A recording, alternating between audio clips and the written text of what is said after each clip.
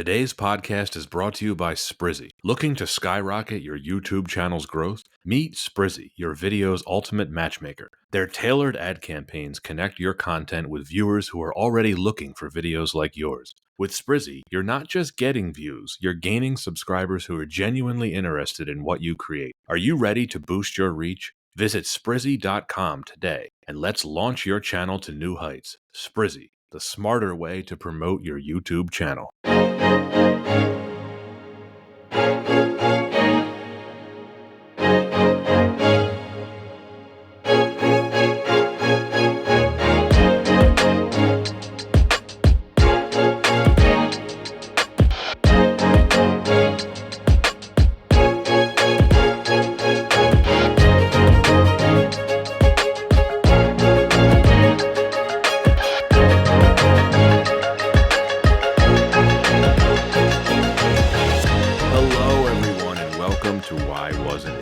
I am your host, Patrick Darms. And I'm your co-host, Anton Paras. And with us today is a first-time guest, Ivan. Welcome to the podcast. Please introduce yourself to the listeners. Hey, everybody. Long-time listener, first-time guest. Long-time listener, but I went back and binged a lot of your guys' stuff because I feel like I was missing a ton of it.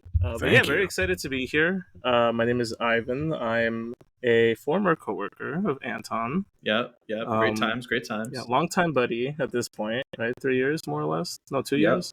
I don't know. Yeah, I lost track of time. We're definitely good friends. We've gone out for dinner. So there you go. There we had go. Filipino food together. That's like the ultimate mark of friendship. Yep, we ate spaghetti together. There you go. See, yes. And the then same we went plate to the or separate plates? We can't confirm or deny. Okay. Yeah. It was a cost-effective way. We'll just put it that way. Yeah. Look, if the dishes are family style, I mean, there's no reason. Exactly. There you go. Well, it's a pleasure to have you here, Ivan. Yeah, it's a pleasure. Ivan, you gave a very, very humble intro. Can you maybe tell the audience a little bit about your background? And, I know you also have a podcast, so please, share with the audience any of that as well. Yeah. So, I also co-host a podcast. It's called Behind the Fourth Wall. It's currently on hiatus. I'm trying to figure out what to do with it. Me and my buddy Emmett, also former coworker, longtime buddy. It's mainly a pop culture podcast. So we'll talk about shows that are on the air or were on the air and review movies that we've just gone out to see. Most of the recent stuff, we don't really do anything looking back on movies that were released other than the ones that are out now. In terms of background, so I come from a film and television background. Besides my current little marketing career I got going on, I used to work on film and television, primarily reality TV here in the New York area. And I've also done a lot of editing work. Did a couple of really cool and exciting things across the years. Just to name a few, I helped put together the Spider-Man Homecoming trailer with a group of other editors. I think that was my biggest claim of any sort of fame to come out of that. But yeah, I did a lot of PA work. I still do commercial editing, and yeah, it's a fun little thing to have. A slight little bit of a magic buster when it comes to watching movies. I can't really watch a movie without thinking about some of the behind the scenes stuff that's going on. But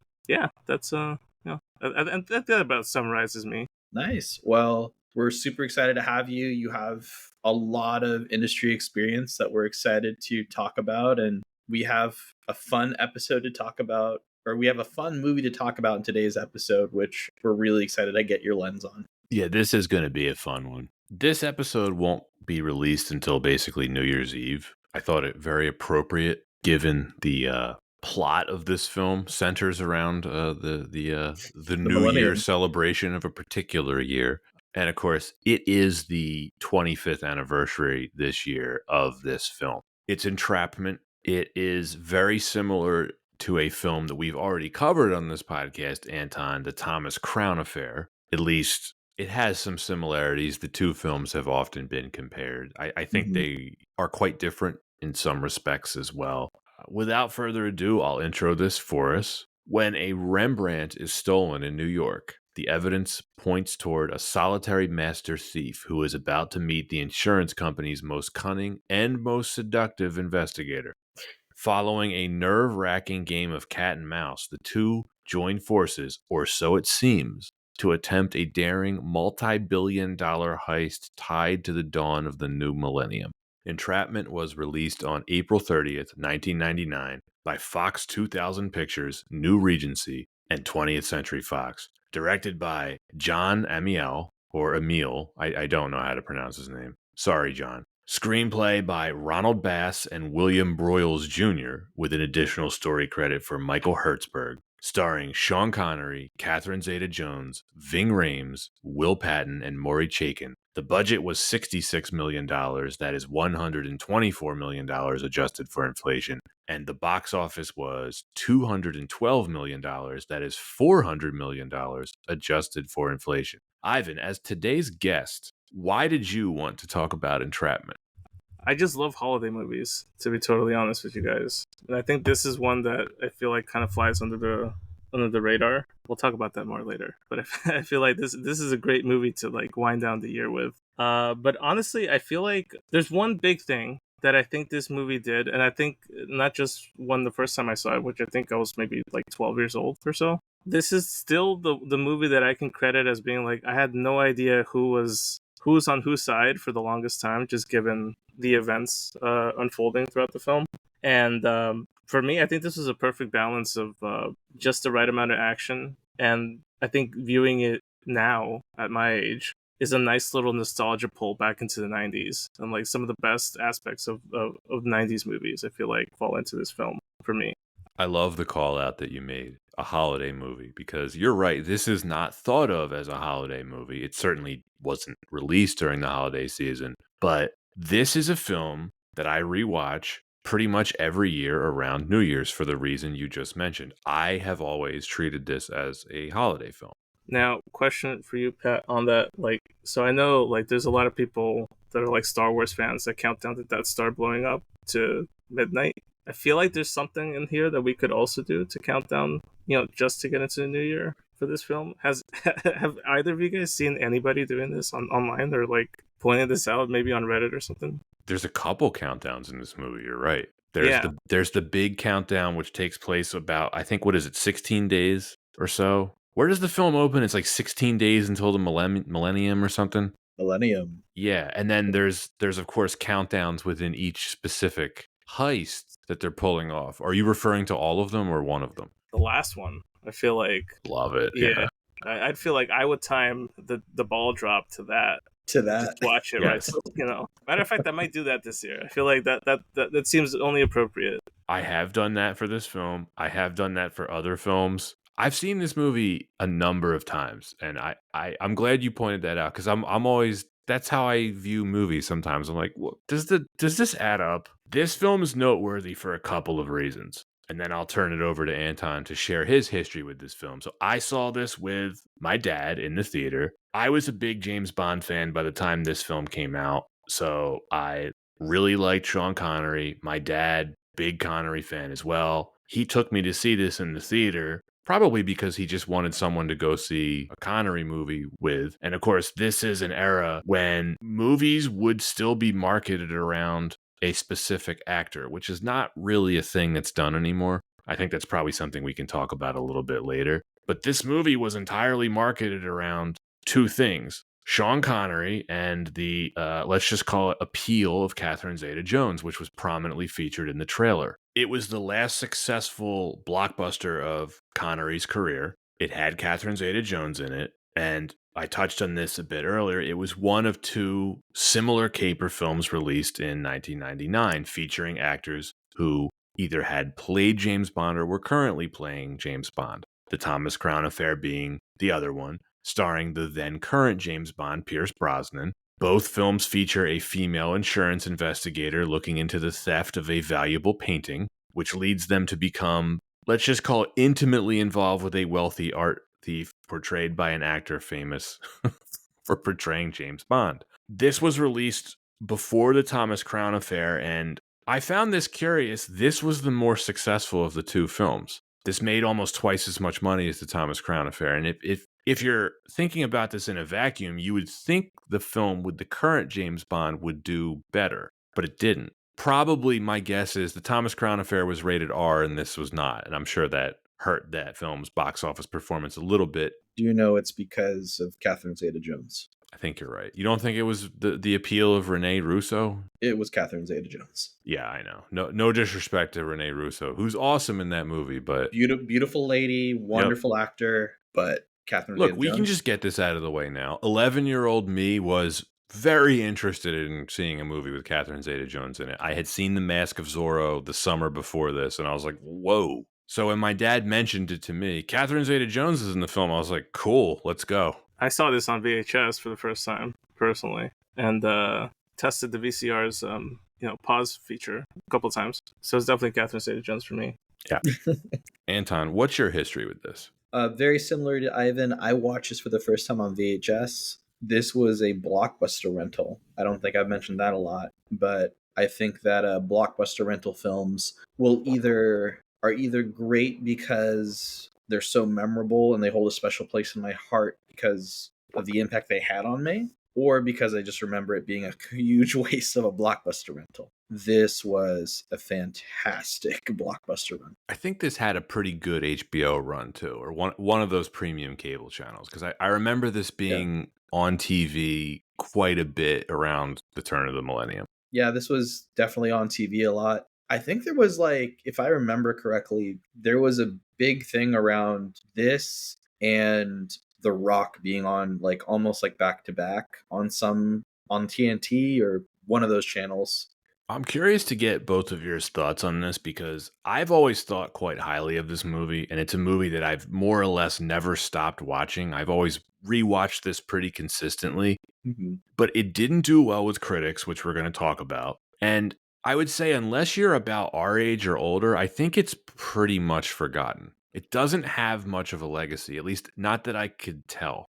I think that you had to be a very specific age for this to have an impact, because I don't think that there's an older generation that necessarily has quite a fondness for this film as much as kind of folks our age. And we're in our early to mid 30s at this point, and I feel like this was coming out exactly at that very influential age.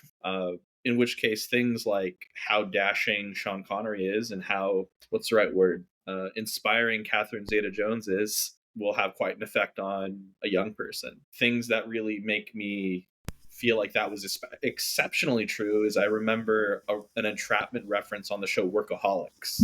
And that jogged my memories of wanting to watch this film again, is because it was on Workaholics. And that was maybe 2010, 2011 when they made a reference. And I'm like, an Entrapment reference? Right on. It's obscure.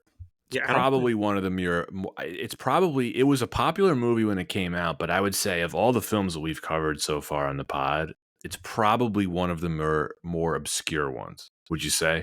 This and we're talking about it, Thomas Crown Affair, very obscure movies. Now, the fair thing though for Thomas Crown Affair is that it's an adaptation of the original, right? Right, which is a classic. Right. But this is a very obscure film. I think it's a unique one for many different reasons, and it's just so exciting to see Sean Connery take on roles like this. It's right up his alley in a lot of ways. We say obscure, and yet I wonder, because some of the films that we've covered we didn't think would be popular episodes turn out to be, so you never know. Yeah. I wonder if there's a dedicated fan base to this film that'll show up for us. The Catherine Zeta-Jones fan club. It's a good fan club. The James Bond fans, I feel like, will turn up. Yeah. I feel like Bond fans would like this movie, and then look, we could she's smoking hot. It's just Ving Rhames fans will come out of the woodworks. Damn right. Ving Rhames is awesome in this movie. I'm so glad Ving Rhames is in this film. He has the perfect 90s character attitude, right? He's one of the best character actors of his era. Yep. There's no doubt. You think about remember the first Mission Impossible? He shows up about midway through the film, and you're just like, yeah, awesome, great. I'm so glad that he just kept coming back for the future films. They knew what they had with him. Yeah. Because think about it, a lot of the Mission Impossible actors are just one-offs, but he's been a mainstay with Tom Cruise. He's been in, every one? Yeah, just about. Yeah. Yeah, no, not even just about. He's been in each one. I think that, he plays it great. Yeah. and he's been in so many fun films where his appearance, whether how big or small, he does a great job. Especially shouts out. I love his voice acting in Lilo and Stitch. Cobra Bubbles. Cobra Bubbles. Awesome name. Alrighty. I think we can get into the production history of this. So the screenplay was written by a gentleman named Ron Bass, dating back to 1997. He is worth mentioning. Bass was a very, very successful screenwriter in his day. He won an Academy Award for Rain Man. And then he had a string of very successful films throughout the 1990s. He wrote or co-wrote Sleeping with the Enemy, The Joy Luck Club, Dangerous Minds, My Best Friend's Wedding, Snow Falling on Cedars. So pretty diverse body of work. It seemed like he specialized in novel adaptations. Now, this is, of course, not based on a novel. This is an original screenplay. And it fell onto the desk of Sean Connery, who at this point was serving as producer on all of his own films. He was involved very early on in the process of this, and his production company, Fountain Bridge Films, developed this project. Simon West was originally going to direct this, but he could not come to terms with the studio. Now, here's the interesting tidbit. A young up-and-coming director named Antoine Fuqua was hired. Before his first feature film, The Replacement Killers, was even released. Shout out to The Replacement Killers with our guy Chow Yun-Fat. Classic. Yeah. Is it a classic? I enjoyed it. Okay. I'm glad you did. I don't remember much about it. Maybe it is. Well, part of it is I always will give a ton of appreciation for 90s films that featured foreign stars that try to break out into the US. So I have to give love to The Replacement Killers. Was that Chow Yun's Fat? Oh, shit, I can't talk. Was that Chow Yun-Fat's first US movie? I want to say, was it? It might have been, right? Oh, probably should have looked that up before I said that, but no, I think you're totally right, because even though he was in Hard Boiled not too long before it, right, but that was not a Hollywood film. Not a Hollywood film, but it was majorly like localized in the US. So technically, yeah, The Replacement Killers was his first US film. What's that crappy movie he was in with Mark Wahlberg? The Corruptor? The Corrupt. Yeah, that was literally right after. Yeah, and then not good. Who can forget Bulletproof Monk? I could. Yeah. Anyway, back to Fuqua. The producers clearly had a lot of faith in him at first because they were going to give him this before his first film even came out. So Bass's screenplay contained numerous spectacular action sequences involving Mac, Sean Connery's character, including a robbery taking place on board a moving luxury train. There you go, Ivan. But the executives at Fox balked when the initial estimated budget topped $130 million. After going through at least 8 different rewrites, they excised many of the action sequences to reduce the cost. Creative differences with Fuqua soon developed. He envisioned a rather large, epic-scale car chase for the scene where Jin and Mac escape from the shady antiques dealer, and a climactic heist was to feature more high-tech gadgets and much more intricate escapes. Connery grew unhappy with Fuqua's plans, and in a 1999 issue of Premiere Magazine, there's another shout out, Premiere Magazine, he said that Fuqua was trying to turn the movie into The Rock, which he believed would not work, and then him and the studio decided to make significant changes to the story. William Broyles Jr., the Oscar-nominated screenwriter of Apollo 13, was hired to do rewrites. Variety magazine reported, quote, a big-budget, action-laden heist pick to more of a character-driven romantic thriller with a heist backdrop, end quote. Anton Broyles Jr. is someone who's popped up on this podcast very recently. He co-wrote the Polar Express script with Bobby Z, and he also worked on Tim Burton's Planet of the Apes. So, kind of a fun little connection. Yeah, very experienced screenwriter. The final act of this film was going to take place the minute Hong Kong reverted back to Chinese rule, and the heist was going to involve a Chinese bank. After the rewrites, the Millennium Eve became the catalyst event, and the location was changed to Kuala Lumpur. And I mentioned this before we started recording. You can find the original draft of the script online, and it has all of the Hong Kong turnover to China elements still in it.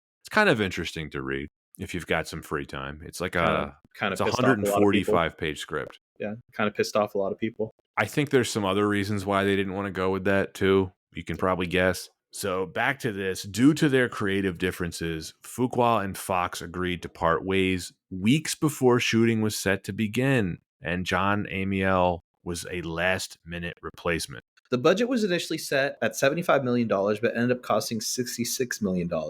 Connery was paid $20 million, the biggest payday of his career. Nicole Kidman was the original choice for the role of Jin. Angela Bassett auditioned for the role before Catherine Zeta-Jones was cast. Principal photography took place from June to October 1998. Filming locations for the film include Blenheim Palace, Savoy Hotel London, Lloyd's of London, Borough Market, London, Duart Castle on the Isle of Mull in Scotland, the Petronas Towers in Kuala Lumpur, while other filming completed at our good friends at Pinewood Studios and the Bukit Jalil LRT station. Catherine Zeta-Jones performed most, some sources say all, of the climbing and gymnastics in the rafters of Mac's Scottish Castle. Malaysia objected to the depiction of their country as a backwards one when a shanty town in Malacca was superimposed over a tilt shot of the Petronas Towers. In reality, Malacca is nowhere near the towers. It received a lackluster 40% Rotten Tomatoes score, but ended up doing very well at the box office, earning nearly 4 times its budget. And that's a production history for Entrapment. Before we start dipping through the lasers, let's take a commercial break. Today's podcast is brought to you by Sprizzy. Looking to skyrocket your YouTube channel's growth? Meet Sprizzy, your video's ultimate matchmaker. Their tailored ad campaigns connect your content with viewers who are already looking for videos like yours. With Sprizzy, you're not just getting views, you're gaining subscribers who are genuinely interested in what you create. Are you ready to boost your reach? Visit Sprizzy.com today and let's launch your channel to new heights. Sprizzy, the smarter way to promote your YouTube channel. Now that we're back, it's time to talk why wasn't it better. Number one, let's start with the age gap. There was a 39-year age gap between Sean Connery and Catherine Zeta-Jones. That is the subject of most of this film's criticism. That's so funny. Whereas, like, Nicole Kidman is literally, like, that's literally her films now, is age gap films. I didn't mind the age gap personally. I feel like it's one of those elements though that has been. I feel like it's like in hindsight you could kind of see it a bit more. But I'm surprised that was as big of a deal back in the day. I guess as it seems it was. I think there's a couple different ways I look at this. And just for the record, Ivan, I'm with you. It didn't bother me in this film. Number one, it depends on who the actors are and how they're playing the characters. Number two, this is something I always look at in acting. The age of the actors is not always the same as the age of the characters they're playing. You will often have actors playing characters much older than themselves or much younger than themselves. How old is Catherine Zeta-Jones's character in this film supposed to be?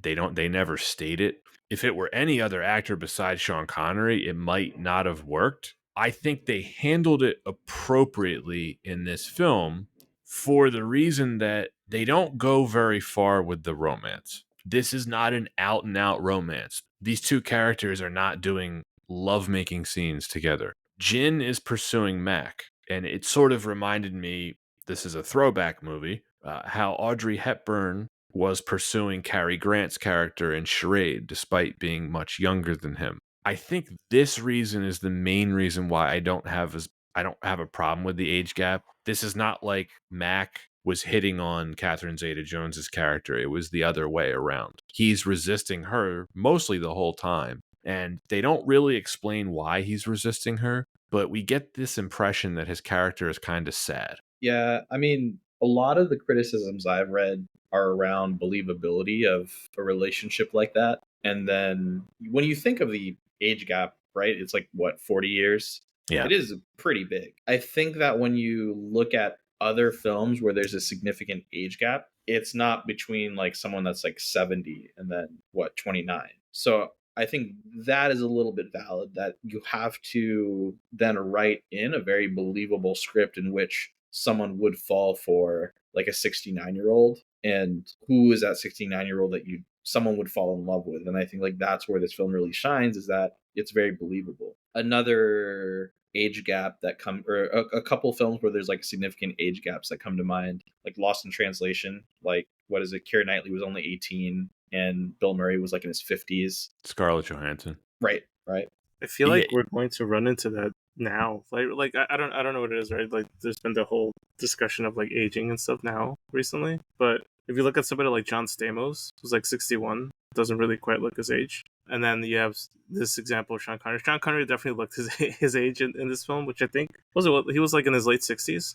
68 when they filmed it. That's crazy. Okay, so I think he more or less was in that he looked his age, but I do think that the way that the story was structured, to your point, Pat, was like it was kind of like gradual and not necessarily like overdone or like trying to like make the audience also try to like be okay with it. I feel like at no point was the story morphing itself into that, so it kind of seemed like almost believable just because of the way it was being played. And I think you're right. If it were anybody else but Sean Connery, this might not have worked, and it might have felt extremely awkward. Yeah, no, she fell in love with him at the same time the audience fell in love with Sean Connery. And did she fall in love with him? That's the question. We can talk about that a little bit later. But the believability factor, again, I think there's a couple different ways to talk about that. Number one, I'm going to refer to Catherine Zeta-Jones's real life. She's married to Michael Douglas, who's significantly older than her. They've been married for a very long time. And age gaps in Hollywood, it's not a problem for Hollywood. Maybe for regular people, age gaps are frowned upon. In Hollywood, they're a very common thing. That's my point. For regular people, these celebrities, which are our gods, right? These age gaps are fine. Well, but you see where I'm getting at, right? Like in Hollywood, age gaps are very, very common. The other piece of this too, I don't know how to say this. Women liked Sean Connery even when he was that old. That's not an opinion; it's a fact. He was a sex symbol even at that age. So if you want to talk believability, it's not unbelievable that a woman would be going after Sean Connery. Yeah, no, I think that's a very valid point. Like Sean Connery, it's very believable Sean Connery would pull even at his age.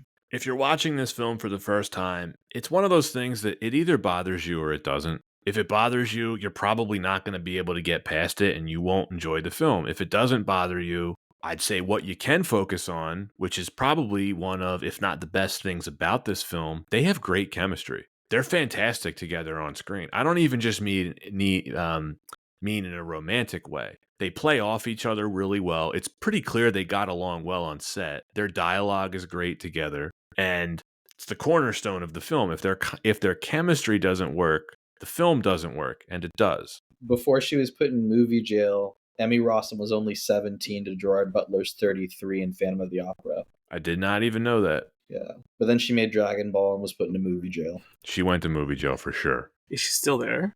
Yeah, she hasn't been in anything, so. Speaking of that subject, do you know how old Keira Knightley was when she filmed the first Pirates of the Caribbean? Wasn't she was 17, right? I think younger. Wow. No way, 16. Granted, Orlando Bloom wasn't that much older than her, but like it's just it's never really brought up. I think she was 16 or 17. It's funny. That is a bit eye-opening to me. And then the youngest performance, but there wasn't an age gap, Mila Kunis was 15 the first season of That 70s Show. Wow. Yeah, I guess she would have been. Yeah, she was 15, and then Ashton Kutcher was 20. There you go. So this has been happening for quite a bit of time. Yeah. All of a sudden, the age gap in Entrapment doesn't seem weird. So, I don't know.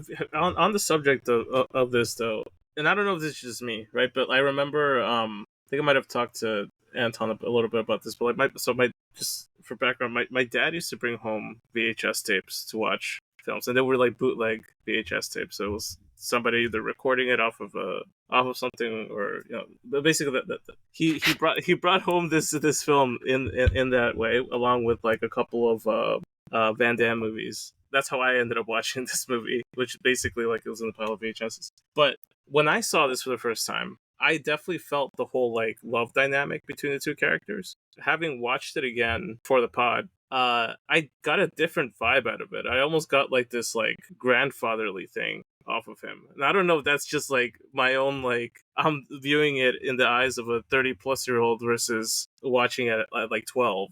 I understand why you feel that way, because he's resisting her. Yeah. He's putting up these barriers every time she tries to, the first thing she does when they get to his castle is she tries to seduce him, and he just calls her out on it immediately. So it's like this barrier immediately. So I understand why you feel that way.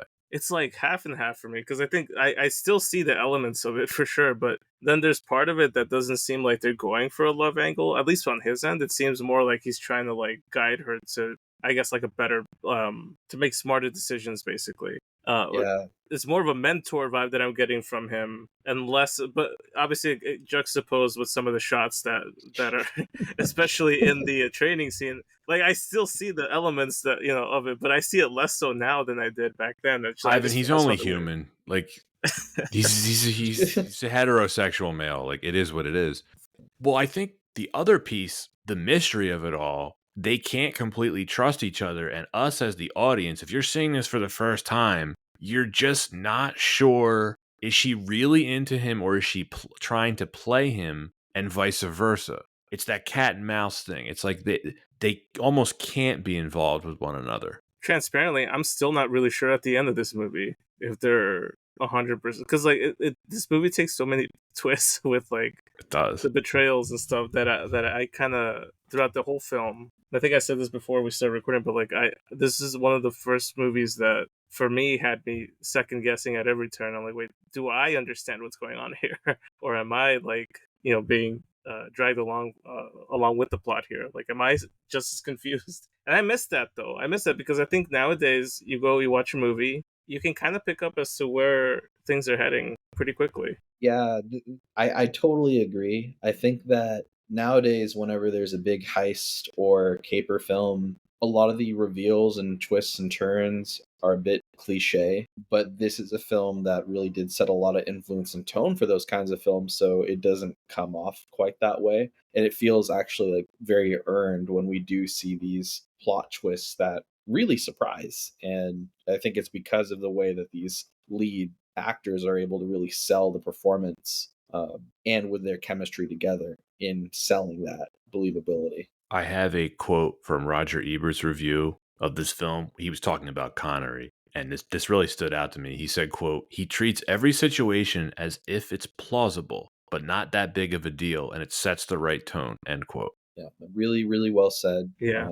And something I pulled, this is another quote I pulled from an IMDb review. Quote, "Connery's stardom rests on his ability to represent a man completely at ease with his masculinity and his sexuality better than any other star of his generation," end quote. And I really do agree with that. Ivan, before we started recording, we were talking about Connery and his contemporaries. And is there any modern day equivalent of Connery? I don't think there is. I think he was a one of a kind at the time. I've never seen an actor ooze confidence in quite the way that he did.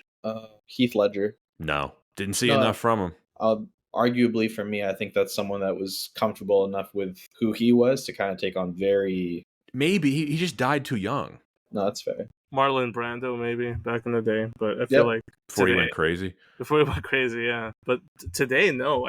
Tom Cruise may be the only movie star I feel like today, but like not in the same way as it was back in the day.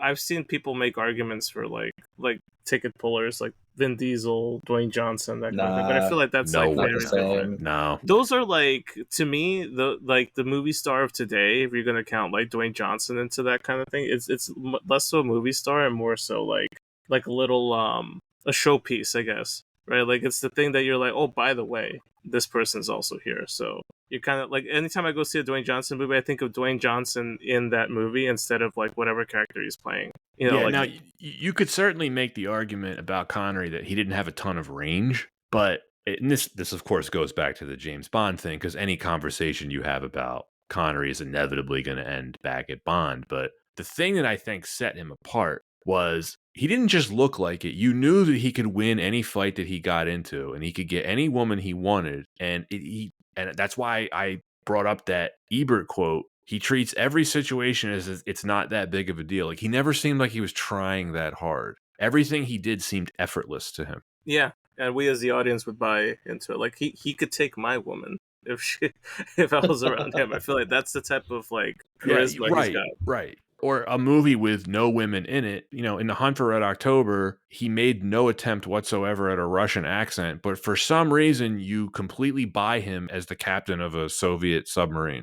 I don't really know any other actor that could pull that off. Now, I'm going to go ahead and say it, Pat. I know you're very biased because you love Sean Connery. Go on. No, I mean, you'll agree, yes. Oh, yeah, yeah. Yeah, and like I don't disagree with you like, at all. I think your assessment is very fair. I think there is a very short list, and it's hard to even think of that list of actors to compare that same caliber and just almost like full on character of Sean Connery. Yeah, hard to capture that aura. This was the last leading man success role for him. You know, he had a really good decade in the 90s. Hunt for Red October, I mentioned. Anton, a movie we liked, Rising Sun. Yep, Some people don't. The Rock was a huge success. He did love that it. voice role in Dragonheart that was pretty successful for him. Underrated, We're going to cover that movie because I like that movie. underrated. Sounds like you do too. He had some disappointments, though. First Night, which he did with Richard Gere, it didn't do that well. He was in Medicine Man, A Good Man in Africa, Just Cause. They were all duds. Have either of you seen The Avengers? Oh yeah, It's rough. that was actually funny enough. That was a blockbuster miss. That's a miss. Yeah, That's a big miss. That's probably one of the worst movies of that era. but I do vividly remember that was when I tried the Nestle Crunch bits. You know which one I'm talking about? Like the clusters of Nestle Crunch. Yeah. I forget what it was called, but it was like little clusters of Nestle Crunch. That was great. That's the best part about that movie for you? Yeah, because I remember getting that snack. It was either that or it was a Sour Punch straws, and I was like, I'm not feeling the straws right now. To get my, I have no idea what these Nestle Crunch. I vaguely remember this. Yeah, like do these like Pat? These treats are hitting those receptors, memory receptors, a little bit, right? I think so. I don't remember. Is that what they were called? Bits? I don't remember them, but I don't remember what the. I'm gotta look it up now. I just remember because Blockbuster also had a ton of snacks. if any of the listeners are candy experts, please write in and tell us what we're talking about. So Connery ends the decade with this film, pretty high note. The following year, he does Finding Forrester, which was not a commercial hit, but it's a film that I really like. And then, of course, very famously, he ends his film career with The League of Extraordinary Gentlemen, which was a low note. It was called Bunch of Crunch. Naturally. Bunch of Crunch. Do they still make it? No, they do not distribute it anymore. But you can get a Nestle Crunch bar and break it apart, and you have essentially the same thing. I feel like I need to do this now, just after that. Like, if this was a core memory for you, I feel like this is the equivalent of I don't even know why it was a core memory. It's not even a favorite snack. It was just a fond... I think it's just loving that time in the 90s. That movie sucked so much. You're like, but this candy that I had... It was that and getting really terrified by the cover of, like, Critters 2. Yeah, That's I actively walked very fast past that section in Blockbuster just because I don't want to see that cover again. See, I think I've talked about Connery enough for now. What did you guys think of his performance in this film? I think this might be one of my favorite performances by him, outside of the James Bond stuff. Because I took a bit of time a couple years ago to watch all the James Bond films, and Connery I think might be my like my second favorite Bond out of all the folks that have played him. Who's your favorite? What's his name? The recent one. Daniel Craig? Daniel Craig is probably my favorite. Yeah. Only by like a little bit. It's not a ton, but I do feel like the iconography of James Bond, like everything that you would associate James Bond to be, is captured better by Sean Connery, like as from his performance. But I just feel like Daniel Craig had the slightly better performance given the scripts that he was given for those films. He was given some uneven scripts, and he did the best with them. He really did. Like even the ones that I thought were not the best, I feel like he just tried to make it work as best as he could, and for that, it made those movies watchable. Yeah, Spectre, No Time to Die. It was like borderline sabotage, the scripts they were giving him. In the same sense that Thomas Crown Affair allowed us to have a James Bond film without being a James Bond film, we got a James Bond film without being an official James Bond film with Entrapment. And it was so cool. And I think Sean Connery just plays the ultra masculine, comfortable, traditional lead, but also savvy older role exceptionally well. And you just can't help but think that the dude's just James Bond the whole time. Or like Bruce Wayne. They also very wisely don't ask him to do too much action. Like they're not hiding his age. Like there's a couple scenes where he's like visibly exhausted. You know, during the training scene when he's, trying to get Catherine Zeta-Jones to like run when they're jogging, and he looks gassed. Mm-hmm. And then at the end at the train station, so it's like they weren't trying to like work around his age in like a corny way. You know what I mean? I like to think maybe there's a deleted scene where he's like, "Now watch me do it," and he's doing the laser gymnastics right before Catherine Zeta-Jones does it. Colonel Gentleman reference in there. Yeah. I feel like if Oh this God, movie my was tits are back.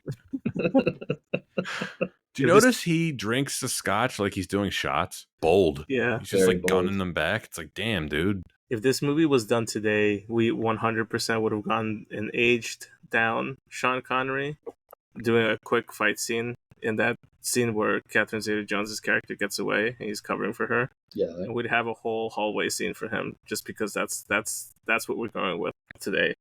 Do we feel like if there was any other, or actually, I really like that idea. Like, let's say it was done today. I feel like this film would be a lot cornier.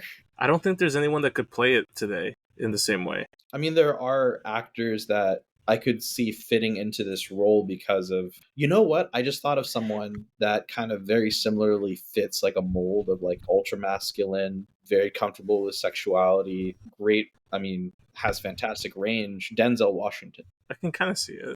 I could see it, I can but kind of it'd see be a it. very different film. I think he has a Yeah, very different yeah. kind of charm, though, Denzel. Oh, he could easily do an older thief type Yeah. of role for sure. I don't know if I'd be okay with the age gap with it today. I feel like Because wait, has he ever played a thief, Denzel? Because he should. In Remember the Titans, he stole my heart. that's crazy.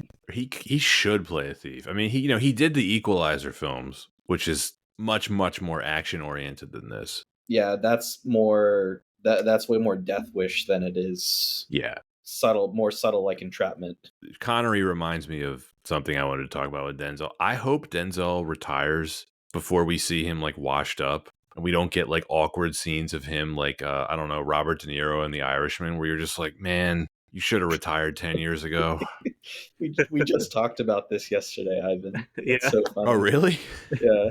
We talked. What was the scene that you were mentioning? There's a scene where he beats up somebody. I think he throws him out of a shop. And Oh then, yeah, that's the famous one. It's awful. yeah, he like goes in and he does it. The thing is, like, I think everything leading up to the kick he does at the end, I could have been like, okay, maybe it might be passable in some regards, but the moment he kicks, he's showing his age, no matter how much de-aging you do. Anton, didn't we talk about this on the League of Extraordinary Gentlemen episode? How like Connery retired in his prime, Gene Hackman same thing, Jack Nicholson same thing.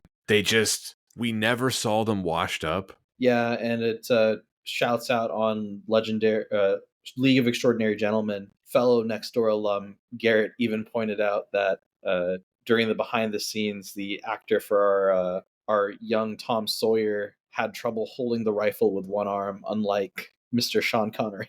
Right. Yes. Great point. Yeah. I got a sports reference for you both. De Niro in The Irishman, it was like watching Shaq when he went to the Celtics. You're just like, ugh, that's a good one. Man, it's like, this is tough. That's a really good comparison, because Shaq still went to the playoffs in the same way that De Niro still Yeah. they still went to the Academy Awards with that film. But it was you're just watching and you're like, man, I miss 90s De Niro. like damn. I miss Shaq on Orlando. He could barely move. I'd take Suns Shaq over Celtic Shaq. Oh, yeah, of course. I'd take any Shaq over Celtics Shaq. I mean, it's time to talk about Catherine Zeta-Jones. Ooh, all right, bombshell. Ooh. All right.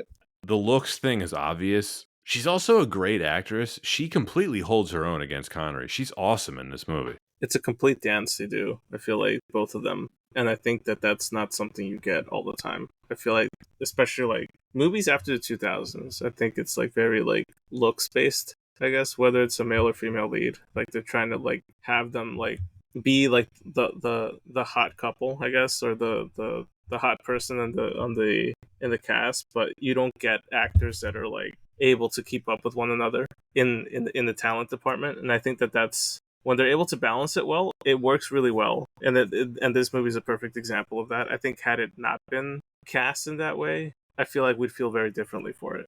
I don't think we've ever officially given our list, but do we have like who were your like 90s celebrity crushes? Catherine Zeta-Jones is on this list. Yeah. The two female actresses in Goldeneye that had an enormous impact on me as a child. Certainly Nicole Kidman in Batman Forever. Okay. Yeah. I could go through a bunch of names for you too, like that were on TV at the time. But if I'm specifically thinking about films, I think those are the big ones for me. I mean, yeah. Yeah. Ivan, any shout out? Cameron Oh wait, Diaz. sorry. Can I give you one more? Yes. It's probably the biggest one. Cameron Diaz, The Mask. Yeah, I was about to say Cameron Diaz for me is Yeah. probably top of the list there. A special shout out to Cynthia Rothrock for all her action movies that she did in the early 90s. Who else besides Catherine Zeta-Jones? Just kind of taking her out of there. I feel like I don't know. Those are the top for me. Okay. Definitely. I mean, Catherine Zeta-Jones is on the list. Rachel from Friends, Miss Jennifer Aniston. Easy. Curveball, Selma Blair. Yeah. Okay. And then Lucy Liu. Kirsten Dunst in Jumanji. Okay. Halle Berry. Oh yeah, in the Flintstones. Swordfish. That was later though, but I mean, as a little kid, I remember the Flintstones. I was like, yeah, Swordfish. I mean, obviously. Yeah. Salma Hayek and Desperado. Not even. And Wild Wild West. The only reason to watch Wild Wild West. Elizabeth Hurley. Hell yeah. Yeah, I love that. Hell yeah, brother. Yeah, man. Great genes. Yeah. I gotta say, Catherine Zeta-Jones looks pretty good still. She did a performance at, I think it was either last year's or 2 years ago, Academy Awards, where she did her whole number from Chicago. She great. She looks awesome. Yeah.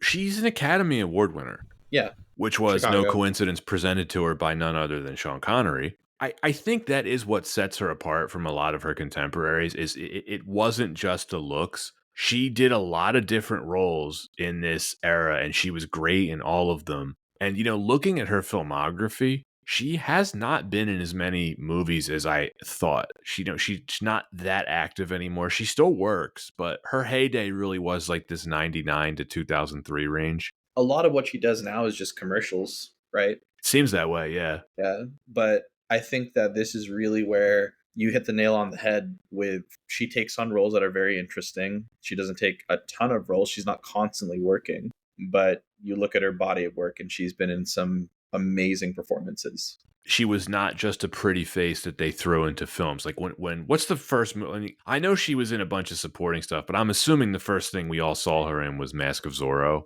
Yeah. Yeah. And it was an immediate standout. Yes, the clothes falling off with a sword will always be burned into my brain. Right. A Welsh woman playing a Hispanic. It's fine. We're not judging. Ivan, did you mind? No, I mean, no one minded. No one minded that. Nope.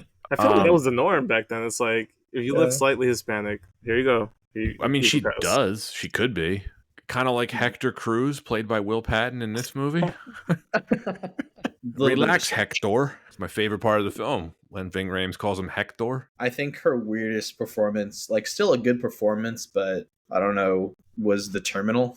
She plays Tom Hanks' love interest. Yeah, that movie's it's okay. I have a fondness for it. It's not my favorite Tom Hanks film. I think it's a cute film, but it's okay. Yeah.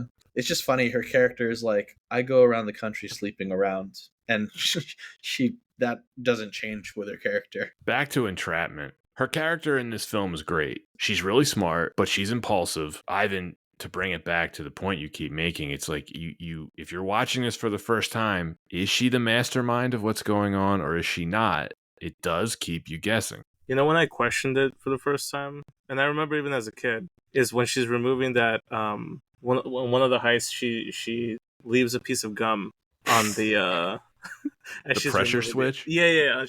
Yeah. It was the first time I was like, wait a minute, DNA. Yeah, I was like, she's leaving behind evidence here. So who's playing who? Like, what's going on? But it kept me guessing.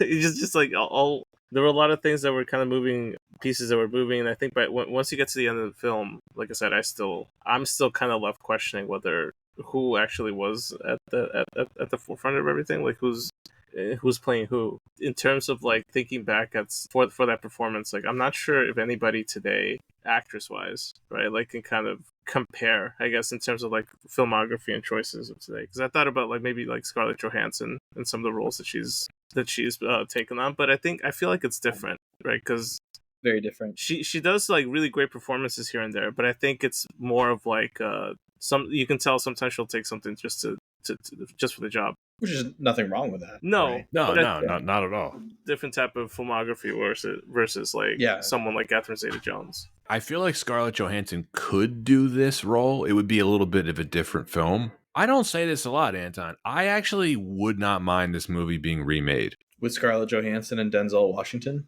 If I saw it pop up on Netflix, I would watch it. I like both of them quite a lot, quite a bit. Yeah, all right. Let's perfect cast it then, because it would have to be a younger actress. Maybe I could see it being like a vehicle for like an up and coming actress, and then It doesn't have to be super young though. It could be someone in their 30s. Maybe. I just think that you have a film like this. The bait is you have an actor who's in the twilight years, so maybe Kurt Russell, Forrest and Whitaker. then before Gosh, Kurt Sorry, Russell could work. Keaton. Yeah, Keaton could work. Sorry, I can't stop laughing at Forrest Whitaker. That would be Forrest so Whitaker. weird. What about Jude Law? Oh, that'd Not be old fun. enough? I don't think he's old He'd have enough. to.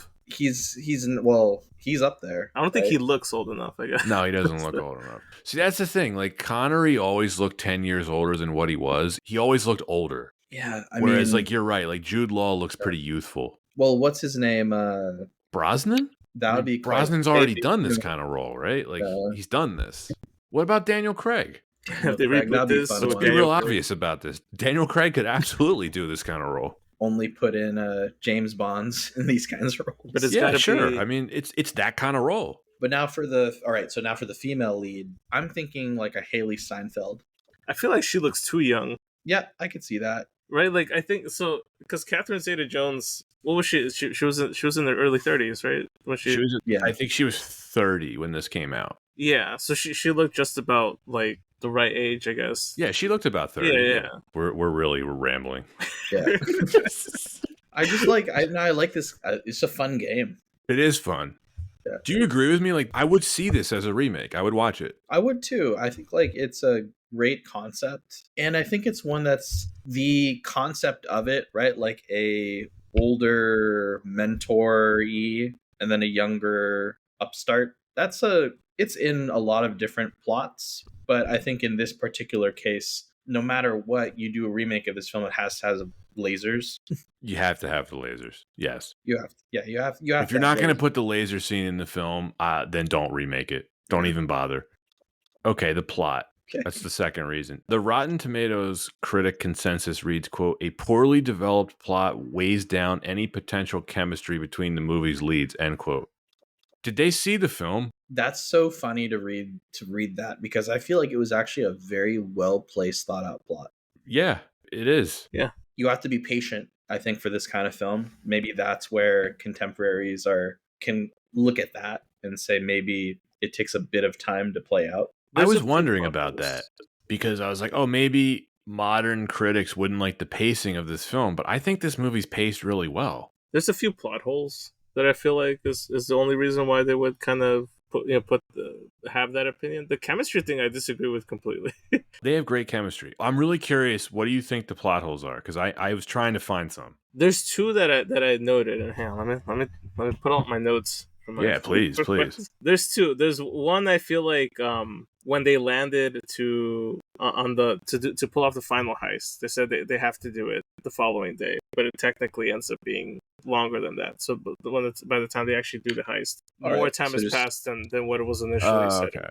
So, but that's a minor one. Correct me if I'm wrong. She meant it has to be New Year's Eve. Yeah, Okay, yeah. It's a good one. Like, very technically, yes. It's like the timing of it. because I think she says something to the effect of like it needs to be done tomorrow night, but the day that they conduct the heist is actually like one day after. Right. I rewound this part a couple times on my second. Maybe they were having the conversation at 3 a.m. and it technically would have been the next day. Maybe I might be hyper analyzing this too much. And the only other thing I had was the chewing gum thing, which I think kind of like it just becomes it's more evident of like I guess placing her in more of like she might be the mastermind behind it because she's being a bit careless about leaving behind that So it kind of, but then again, like again, it's No, you're right, because this is post OJ, so we're all watching the movie in 1999, like DNA. there you go. The glove. It's Yep. well, not me. I was watching this in 2003. Still though, post OJ. I thought it was a Van Damme movie when I played this personally. I wonder when he's gonna come on. No, for real. I told Anton this, but every time my dad would bring in those bootleg tapes, it would be different. I spent the longest time thinking that Ants was A Bug's Life because the cover art to that tape was A Bug's Life. We covered Ants on this podcast, and we were confusing the two. We're like, which movie did that happen in? I think it was a better movie than The Bug's Life, personally. Oof, well, I can speak for Anton too because we gave it the same rating. Yeah, Ants sucked. Movie I stinks. I do not agree with you there, Ivan. But I'll still have spaghetti with you. I'll just say that to play devil's advocate. But I have a soft spot for Ants because for the longest time it was both Ants and A Bug's Life for me. You should read some of the comments on our YouTube videos. It's people love that film. Yeah, people were like, "How could you hate this? This is a classic." And we're like, "Oh, like this. We can hate it like this." Yeah. This was my generation's Irishman. How dare you? How dare you say anything negative about Woody Allen? So, you know how we keep talking about how they could remake this film? It's because most caper films are pretty timeless. Now, you could make the case anything revolving around the Y2K changeover is dated. Yeah, but otherwise, like, it kind of hinges more so on like a time versus like, right. You could easily write that out. Oh yeah, completely. Yeah. And you know what? I actually am grateful for that kind of dating because I have no problem with watching a movie from the 90s and it looks like a movie from the 90s. That's okay. Yeah. Yeah, I mean, it's it's not like a glaring aspect of it that it doesn't distract enough that you can't enjoy the film. There's no dated jokes or dated dialogue. You know what I mean? Like, I'm struggling to think of an example, but okay. Oh, no, Anton, like some of the older James Bond films, like Man with the Golden Gun, where unfortunately we see Roger Moore slap Maud Adams. That's an example of like, that was, I guess, that would have been quote unquote acceptable in 1974, and you would never do that now. There's nothing remotely like that in here. Yeah, I think that it's true. This does hold up, like timeline wise, time capsule wise. I just think that it's the style of film that it wouldn't, if it came out today, it would there'd be a lot more special effects, a lot more. There would be more use of the internet in some way. Although I guess technically the internet is part of the plot here. They're using the internet to do the banking stuff, right? I think, sort of. Kinda, but it's like it's less prominent than like I think today. Today it would be like text message word bubbles and like emojis and stuff kind of coming off. Emojis. Sean Connery's looking at his phone. He's like, "What the is this?" I hate this. LOL. I feel like we date movies now. I think after 2007, I feel like that was the year where I feel like I noticed we're starting to be like, whether it's like a product placement thing or something that like distinctly tells you what era that movie is being shot in. Whereas before, it seemed like there was more of an effort to not do that. The clothes are all pretty like conservative, so like there's nothing dating it like that. Ving Rhames makes a joke about his Jaguar having a 6 CD changer, which I thought was funny. It's all aged in a pretty nice way. I have another Roger Ebert quote for you both. He said, quote, "It works because it is made stylishly. The plot is put together like a Swiss watch that keeps changing time zones. It is accurate and misleading at once. The film consists of one elaborate caper sequence after another, and it rivals the Bond films in its climactic action sequence. The stunt and FX work here does a good job. Most of the movie's action is just that, action, and not extreme violence." End quote. It's true. I agree. He made a really good point about that, the lack of violence. I think that's one of the reasons why it holds up so well. It's just all thrills. There's no weird shootouts. We don't see Connery and Catherine Zeta-Jones like in shootouts or anything like that. Give the director credit for that. There's also no like I think sometimes movies take this like approach of like the main character being like overly skilled at everything they're doing, whereas here I feel like there was always some like sense of like, okay, they might mess up here, or there might be basically there's high stakes at play here versus like, oh, I'm pretty sure he's gonna make it out of this one scene. Oh, you know what? Maybe this is a good time to ask, like, in terms of like dating things. Like, Ivan, with your editing eye, do you kind of feel like maybe there's some techniques in this film that show that it's from the 90s versus any other era? I mean, honestly, the thing that makes it most distinctly 90s is the fact that it wasn't shot on digital. So, like, I think, like, after 1999 and Phantom Menace, everybody rushed to it. But I do think that there's less fast cutting done from, like, 2001 and prior. So, but there's, like, a distinctive 90s feel to this film that I think a lot of 90s films have. And I don't think it's necessarily something that they were intentionally putting on there, but it's, like, everywhere from, like, the color palette to Color palette, lighting.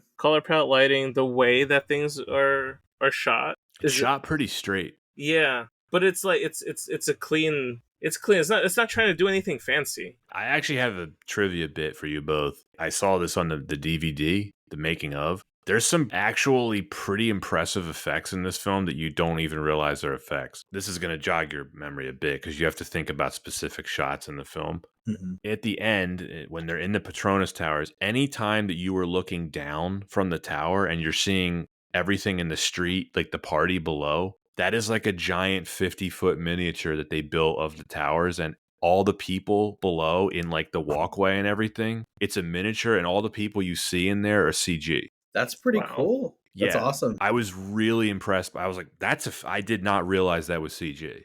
Especially for 99, it's super effective. Everything you see below, like when you see the party below, that's CG. I'm trying to remember how those shots looked. I gotta go back and.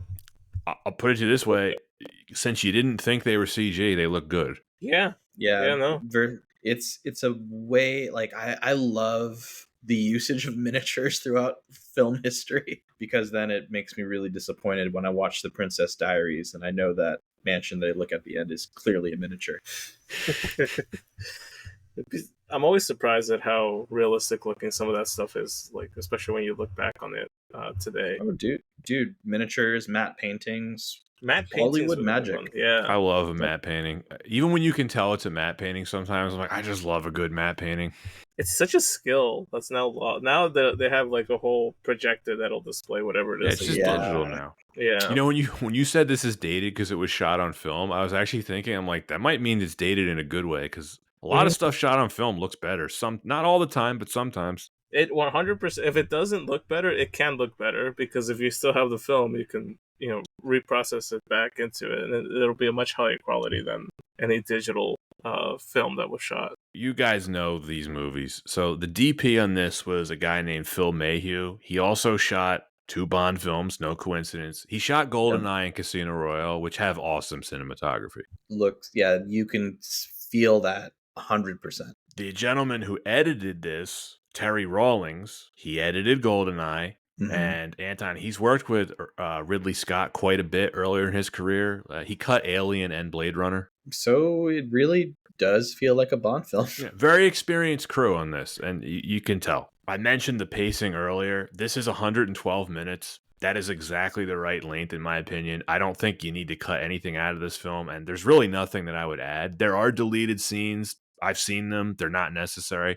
This is a great runtime. There are more train scenes in those deleted scenes. The longest one is after she gets the vase out of that pawn shop in London. Yeah. There is a 5-minute car chase, and it adds nothing to the film. I think this is one of those films where the lack of like true villain is like what maybe holds it back slightly, because then it's more so just a character piece focusing on the development of the real, or at least like the real tension is built, but by the relationship between the main characters versus like an outside factor. Like the bad guys are the cops, right? Hector Cruz. Yeah, I know what you mean. Like the Thomas Crown Affair, who's the villain in that? There isn't one. Not really. Insurance companies. The runtime in Thomas Crown film is the enemy. I feel like this one felt nicely balanced, though. I feel like there's. I think the lack of a villain kind of helped it. I don't know, for me, because then I feel like, because of the whole, like, we talked about the age gap to death already, but like I feel like that having more time to kind of like play with both of these characters instead of then having to toss in something else, I feel like it just kind of the villain was time. The villain was time. Yeah, Will Patton isn't a full bad guy, right? He's just no. Like he's there to foil our leads, but at the same time, he's not not a bad guy. He's No, just no. yeah, He's just doing his job. Certainly an antagonist, but yeah. no, he's not a villain. I don't know. Anything heist related, I'm usually interested. This again, they were clearly borrowing from Mission Impossible. It's no coincidence they cast Ving Rhames, but any scene where characters are explaining to other characters all the security stuff and how they need to get past them to get to their goal, I'm into it. I'm a sucker for that stuff. Yeah, the setup and Yeah. it'll be impossible to get there. It's like, wow. Anytime I go to see a new Mission Impossible movie, that's usually what I look forward to the most. I'm a big fan of the montage of escaping those lasers or dodging them, especially if it's like Catherine Zeta-Jones or someone similar training, you know. Yeah. Dips beneath the lasers. Yeah. So one thing I did want to comment here, it's not a huge cast, right? And No. I think that's great because traditionally heist films, caper films have pretty big casts nowadays. And so this film was able to stand up with a very small cast. There's no crew. No, there's no crew. It's pretty straightforward. You think that's a benefit? I do think it's a benefit. Yeah. I think that shows the strength of the cast. I agree with you. And it hits home because Connery makes a bunch of different references to like how much he works alone by himself. Don't use a cannon to kill a mosquito. Do you like his rules? I like this first one. Never carry a gun. If you carry a gun, you may be tempted to use it. Yeah, it adds to his mystique and just he's experienced, right? I think it's good logic if you're a thief. Like, yeah, if you carry a gun, you're going to be tempted to use it. Speaking of guns, I actually think this may be the plot hole in the film. She is casually given a gun by her boss, Hector Cruz, to just bring to the UK. It's like, that's not possible. In 98? In any time. I mean, you can't have you can't own a handgun in the UK if you're a British subject, let alone bring one in. Like, he just gives her a gun in the office. He's like, here's a revolver. Bring it with you. It's like, that's insane. Airports were just crazy before 9/11. I feel like it was just a different world. But even then, like, think about it. They're in the office and he hands her a gun. And he's just like, don't lose this. It's like, oh, okay. Rule number 2, never trust a naked woman. But he does. It's his fault she's naked, though, because he steals all her clothes. But he technically didn't. No, he did. He stole her luggage. No, but he technically didn't trust her. Oh, you're right. So that's true. You're right. Yeah, he didn't trust her. I'm wrong. He didn't trust her until she was fully clothed. Then completely set her up. That's right. What do they say? First we try, then we trust. Yeah, I've said that to my wife before, and I got a confused look. And you're like, I like movies. Yeah, I'm sorry. Actually, I was very happy because I showed this movie to my wife a few years ago, and she loved it. Oh, that's awesome. Were you guys, I guess, puzzled or bothered or taken out by that ending scene with the trains? Just really loud yelling around the trains. Yeah, a little bit. Also, although, did you watch it with subtitles on? I did, yeah. You can hear a little bit more, but it's not a lot. I mean, I think I think it's the fact that like it just kept happening every time the train would come in. One of them would disappear, and then, or maybe I'm just like, I did see it twice though in preparation, so it's like I feel like it seemed a bit overplayed to me. But I love the fact that like they didn't even give that much time for everybody to leave before they started just like doing their thing, loudly talking to each other. And I'm like, well, they might just be like behind that wall. No, it was funny. It was one of those moments similar to like the gum scene earlier that kind of took me out a little bit. A little distracting is what you're saying. Yeah. No, I totally agree with you. I thought it was a little silly the way it played out in the end because it's meant to be a really emotional scene, right? It's like, will they, won't they? Yeah. I don't think they needed to yell over a train. I think it was much more effective at the end of Thomas Crown Affair where she finds one more man with an apple in front of his face telling her where to go. Yeah. I still feel like there should have been a train action sequence in this film. But that's just me. That's just a train enthusiast in me. Got it. Okay. But if anything, you just need more train in this film. More train and it would have been a solid 10 out of 10 for me. Okay.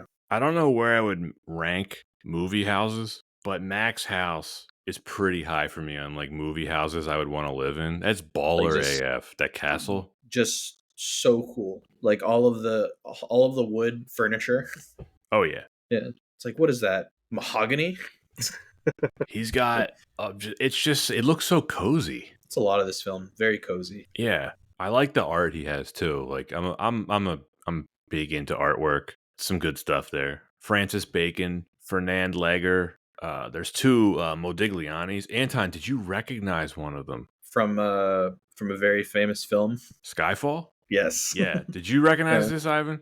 No, I didn't. So, do you remember in Skyfall the painting Yeah, when he fights the guy in the skyscraper? right. That painting that they're looking at and the other skyscraper across, that's the same painting in this film. It's called Woman with a Fan. It's a Oh. Modigliani painting. Here's the cool bit. That painting is stolen in real life and it's never been found. That's the cool tie-in, right? Yeah. The real world connection to When was it stolen? getting stolen. I'm not sure. It might not have been stolen when this film came out. By the time Skyfall came out, it had been stolen. I still don't think it's ever been found, which means nobody sold it. Someone stole it just to keep it, or they got killed. Which is, it happens. Mm. We talked about Ving Rhames. Just a great bit of casting. Yeah, it's again not a large cast, but who they did include really rounded out the film well. And Ving Rhames just such a great job of being like the glue in those scenes. I love his character. So you find out later on he's an FBI agent, right? Kind of nuts. Yeah, but did you catch the bit about the microchips at the end? Just a little. He's like a little bit corrupt. Yeah. It's like I like how like he clearly has some kind of like side relationship with Mac that he's not telling anybody else at the FBI about. He's in a little deep. Yeah, it's just kind of cool. Will Patton, we talked about him too. I forgot he was in this until I rewatched this in preparation. But Will Patton pops up randomly in projects that I don't remember he was in, and I'm like, oh wow. I haven't seen him much recently, but he was definitely very active back then. Hector? He looks like a Hector. He was a lot of makeup on him. He was in that movie with what's his name? The Kevin Costner's The Postman? No, the movie he left his television show for recently. He's in a couple movies with Costner. Horizon. Oh. Yeah. Oh, okay. He must be friends with Costner because he's been in a few things with him. I think he is, yeah. Yeah. If you guys ever have 3 hours and a single minute over to kill and you want to watch... Is it good? It's not. Oh, man. Well, he's in with Costner in Yellowstone. Yes. Right? Yeah. No love for The Postman? The Postman. I've never seen The Postman. Have you seen Waterworld? I've seen, of course, Waterworld. Yeah. It's kind of like Waterworld, but longer and on land. Is it about mail?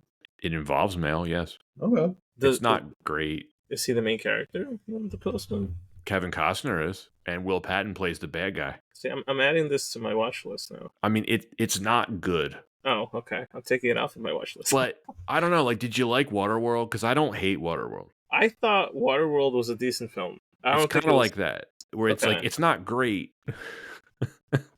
I love that movie was like set up to be like a big franchise starter, or at least that's what the producers thought back in the day. Well, according to Universal, it is still a big franchise because of the Waterworld attraction at Universal Studios. Yeah, 100%. I'm sure. There was an entire booth at I just went to the New York Comic Con last week, and somebody had an entire booth of Waterworld action figures. I love it. That's awesome. It has a big following. Yeah, of course. Maury Chaykin, who's also been in a Kevin Costner movie, overacting masterclass as always. Yeah, it's just funny. Anton, did you spot Wuhan in this film? Yes, our good friend Wuhan, David which is so fun being able to see him in another Bond film. Yep. Yeah. Oh, he's Wuhan in Temple of Doom. He's Chuck Lee in A View to a Kill, and not a whole lot else, but that's okay. Legend. Yeah, it got done dirty in Temple of Doom, and View to a Kill. Gets strangled in the back of a Bronco. I got some watch spots for you, Anton. Okay. It's hard to see, but Connery is wearing a Zenith El Primero in this film, which is a really cool watch. Okay. Or Zenith, depending on where you live. All right, I'm going to go for... Do you know what the market rate for that watch is going right now? It'd be like between $1,500 and $3,000. Yeah. No, that sounds about right. Yeah. It's a really cool watch. And then Ving Rhames very visibly is wearing a IWC Portugueser, which is a beautiful watch, which is more money than that. It's probably like $5,000. It's like a $5K. Yeah. $5,000 watch. Yeah. Have you already looked into this? Yes. You're like, I want that. I'm really down the rabbit hole for Grand Seikos. I don't blame you. They're awesome. Is that So, what you're leaning towards for your first major purchase? yeah, but it's expensive. I have some suggestions for you. Do I go to a watch convention? Is that how I do it? No, we'll talk. We'll talk later. Okay. Damn, all this watch talk has got me a little lost. The only thing I got as on my watch wish list is like one of those Casio calculator watches from back in the day. There's nothing wrong with that. I believe there's a Casio in this film that they're wearing during the mask heist. Oh, so I got to go back and look at that. I think they're wearing G-Shocks when they take the Chinese mask. G-Shock paid a pretty penny for that. I'm sure they did. It wasn't free. Well, this was also, funny enough, G-Shock, like this was kind of around the time that they were probably at their height of their popularity was in the late 90s, early 2000s. Yeah, I mean, they're still really popular watches, but it's like, especially, I forget the name of the model, but like that was like the streetwear piece was that G-Shock. Well, it's probably no coincidence. They were prominently featured in the first 3 Mission Impossibles. Yeah. So we could talk about watches and films all day. Yeah. Now the popular watch, especially at the mall, of course, is the Swatch. These are all fine watches. It just depends on how much money you want to spend. I just want to. I love myself a fine watch. I do think that Swatch kind of teeters into the category of novelty watch, but then again, Slightly. I love Dragon Ball Z, so maybe a Dragon Ball Z Swatch watch isn't so bad. I'd cop one of those. Go for it. I miss the old watches with the little universal television remote. Oh, I don't know if you guys ever saw those. I remember. Yeah. I got one of those at the local Macy's as a kid, and I used to just love connecting it to the televisions and switching channels and stuff. I thought it was the coolest thing ever. everywhere you go, you just mess with people. Why not? Yeah. Did either of you look up the original ending of this film? No. Well, so like we're talking like the script that had the different the non-millennium kind of background thing, right? Well, originally, Jin not being the thief that the FBI were looking for. The undercover assignment was a setup by Hector Cruz with help from Mac, Thibodeau, and the fence played by Maury Chaykin. His name's Conrad Green. So they staged the whole thing to frame her for the theft of the mask and the $8 billion. Hector gets revealed as the thief. He makes a deal with Mac to help him frame Jin in exchange for his freedom after the FBI arrested him previously. It's kind of a lot, and I don't think as interesting. No, I'm glad they changed it. Yeah, I prefer this ending too. Yeah. I feel like it would have confused me even further the first time I watched this. I would have gone cross-eyed. The actual ending of this film, especially when you watch it twice, you're like, oh, that kind of makes sense. Mac got arrested at some time in the past, and he's working with this guy. Okay, makes sense. Yeah. Sometimes skeptical. All I can say is I'm glad they went with the ending they did. They were certainly setting things up for a sequel, but I am glad that we didn't get it. I embrace a remake. Right. There's a Hector Cruz spinoff somewhere here. I feel like Hector? Yeah, Hector. Yeah. A Hector. I'd love to see him pop up again. Give my boy Will Patton some more work. I feel like I definitely want to see him in more stuff. I love how annoyed he gets at like when what's the scene where Ving Rhames just pisses him off? It's so funny. It's so funny that we've been talking about Will Patton, but I totally forgot to even I mentioned Remember the Titans, and I'm like, oh yeah, Will Patton, of course. He can play a good guy too. He's in so many things. I forgot he was in Remember the Titans. He's got a whole filmography. Armageddon. Yeah. It's one of his bigger films. Yeah. He's in a lot of movies. He's in a very early Kevin Costner movie called No Way Out. Yep. I remember that one. Yeah. Cool movie. He's in a bunch of stuff. He worked, man. Yeah. He was in that first Punisher movie too. Yes, he was. Yeah, he was. I forgot about that. Out of all the things to remember him from, like, oh yeah, right, he was in Punisher. Yeah, that was not great. Deadly Desire. Trying to remember what else. Plays a very stereotypical cop sheriff in Halloween 2018. Oh, that's the one with Jamie Lee Curtis, right? Yeah. If you see it by itself, it's not bad. Is the problem the sequels? Yeah. The second one, it's always. But that one by itself is actually a really fun movie and definitely a love letter to the whole Halloween series. It even makes references to Halloween 3. Okay. what about like Entrapment, but reversed? The thief is an older female actress enthralling a younger male actor who is trying to seduce her and entrap her. Jamie Lee Curtis. That's all I'm gonna Jamie throw Lee there. Curtis and Timothy Chalamet. Ugh, that'd be weird. I He think just it looks could so work. young. That's true. Tom Holland. Worse. Is it worse than Timothy Chalamet though? Like He I looks feel younger than Timothy Chalamet, he doesn't does. he? Maybe. Okay. A Mhm. combo that would be hilarious: Viola Davis and Tom Holland. I'd watch that. It wouldn't be good, but I'd watch it. I would I'd watch it. Yeah. Okay.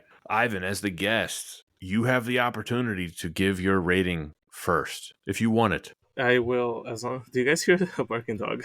No. No, you're good. Okay, good, You're good. Because there's okay. Yeah, I think ultimately for me, especially going back and rewatching it twice yesterday, I do think that this movie would be like a solid, I don't know, like a 7.5, maybe an 8 out of 10 for me if we're rating things that way. It's really We don't, enjoyable. but we do A to F scale, but that's fine. Okay, then there you go.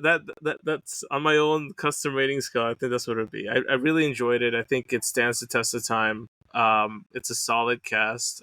It's a tricky one to kind of try to envision happening or being made today, because I feel like it wouldn't be made the same. It'd be a little bit different, and I think that some of the stuff that we used to enjoy of movies back in the 90s is very different today. I feel like this is one of those movies that, if done today, would probably be spoiled in the trailers. But yeah, like I thought it was a solid rewatch. So to go on the letter scale, what would you give the film? So walk me through this letter scale. Yeah. So we have A is our like extraordinary, and then of course we have B, C, D, and F. I'd probably give it a solid B. Okay. I feel like, yeah. I think I confidently put it in the B. Anton, whose turn is it? I never remember that, and I'm sorry. No. I can go. Okay. I think that this is such a fun film, and for being a 90s action film, it's very unconventional in the use of action, in that it's not gratuitous, and that it balances the strengths of the lead in a very tight cast to be able to move the plot forward and really entrap you into what's going on. And it's very pseudo romantic, and I feel like that is just so enthralling, and that you really are guessing the whole time, not only in just who is who, but also what is happening on screen. And it's because of just this fantastic performance by Sean Connery and Catherine Zeta-Jones that this film is very unique in its strength. I really love the exercise of us thinking about a remake today and who can kind of fit in these kinds of roles. And it's just hard because it's a very interesting dynamic that is unique to this film and like these actors, that no matter who you try to think of to kind of fit like this mold, you're never going to recreate it. But I think it's so fun. It's very unique. There's not many films quite like this particular film. You can take this same concept of a caper, older mentor, younger mentee, but it's just so amazing to see how much influence a film like Entrapment has on heist films, and at the same time is able to kind of transcend that genre. Super under the radar, especially when you think of how critics rated it. And I hope that there's a lot more love for this online after we talk about it and get some people to respond. I think this is an A- for me. I love this film. I've seen it a lot. I think it holds up tremendously well. It's stylish, it's sleek. I think everything in it is really well executed, and the two leads are great to watch on screen. You can't really count League of Extraordinary Gentlemen because that's a low point for Connery. So this really was his last rodeo, and he makes it count. Catherine Zeta-Jones is tremendous. She's the perfect foil to him. They have great chemistry.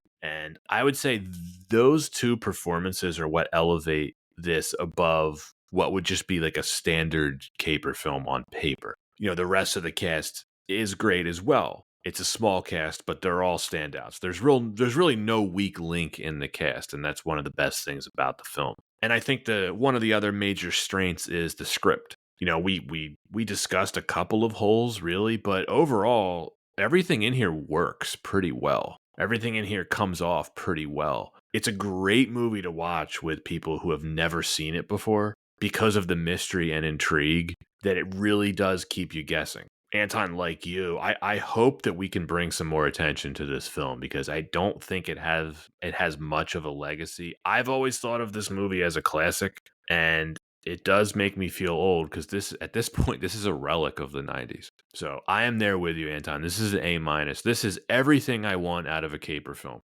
You can't ask for much more from this. And that's it for Entrapment. Ivan, pleasure having you on. Yeah, pleasure to be here, guys. Thank you for having me on. I think after rewatching this twice, I feel like I am going to. I want to find that sweet spot to use this film for a countdown for New Year's. I feel like it'd be pretty cool to do something like that. Break my Death Star tradition. What you could do is watch it every day, starting 16 days before New Year's. There you go. Yeah, that would be tough, but you could do it. I'll just have it playing in the background constantly. Just on loop. Yeah. I'll come the next time I'm back on here. If you guys have me back on, I'll just quote the entire movie from start to finish. Well, Ivan, it was such a pleasure having you on. I know that we're going to have you back on because next season we have an episode that for a film that I know you worked on. So we'll just hint that. Oh no, we won't say what it is, but yeah, that's a tease for the listeners. Yeah, awesome. But no, we love having you on. We didn't get to go into too much stories. I know you have quite a few stories about your work and in the industry, so we'll get into that in a future episode. But yeah, thank you so much for being on. Yeah, thank you guys. I just remembered something that I don't have in the notes. There is another Mission Impossible connection to this film. In the scene where they're stealing the money, do you remember it's cutting to the different banks? And they're like, oh, the Americans are doing everything early. And you see the guy running things from New York, the bank IT guy. He is William Dunlow from the first Mission Impossible, the guy that they poison. Oh. So they can keep him in the bathroom so they can break into the vault. Oh, that's amazing. The guy who pulls the knife out of the console, that's the same guy. So funny. They have so many of these references. The code in the beginning is 1007, right? Yep. For the log. Yeah. That 007 one too, that's pretty on the nose. Yeah. It is. Well, Ivan, we look forward to having you back. You know, we can have you on for whatever. It doesn't have to just be stuff you worked on. Although it can be. Yeah, I'm down anytime, guys. I'm down to chat movies. I'm down to share stories, whatever I can't share. Well, we look forward to it. Yeah. Awesome, guys. Thanks for having me on. Pleasure. As always, if you are listening on Spotify or Apple Podcasts, please give us a follow and a 5-star review. Be sure to check out our YouTube channel as well. You can find us on Instagram, Twitter, and TikTok. And for those who would like to support us directly, we have a Patreon. Links are in the description. Thanks for listening. See you next time, and Happy New Year, everyone. Happy New Year.